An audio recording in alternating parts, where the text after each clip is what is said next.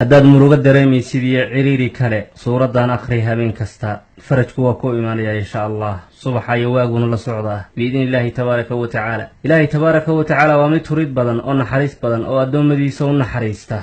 naftaadu hadday damacdo shay inay samayso ay jeclaysato ilaahay u sheego, qof kale ha u sheegi. ilaahay tabaaraka wa tacaala waa axadka keliya ee xaqiijin kara wax kasta oo aan mustaqbalka filanayn oo wanaagsan. ilaahay naxariistiisa waxaa ka mid ah qur-aankiisa kariimka inay ka mid tahay suuradda tan ee qof kastoo murugaysan niyo dhaba hadduu ku akhriyo ilaahay ka faydiyo murugadaas oo farajku u imaanayo biidni illaahi tabaaraka wa tacaala. rabbi wuxuu yidhi bismi illaahi araxmaani araxiim ألم نشرح لك صدرك ووضعنا عنك وزرك الذي أنقض ظهرك ورفعنا لك ذكرك فإن مع العسر يسرا إن مع العسر يسرا فإذا فرغت فانصب وإلى ربك فارغب. وسورة ألم نشرح ربي رنبو شيغي تبارك وتعالى وفيرس سورة culays kastoo ku haya ilaahay wuu kaa fududaynaya wuu kaa qaadayaa. akhri suuraddan wakhti kasta oo arrin kugu dhacdo, culays ku soo wajaho, xanuun kugu habsado iyo ciriiri kalaba. markaad dareentid murugo iyo walwal akhriso, xanuun markaad dareentid iyo qandho akhriso. ilaahay wuu kuu bishaaraynayaa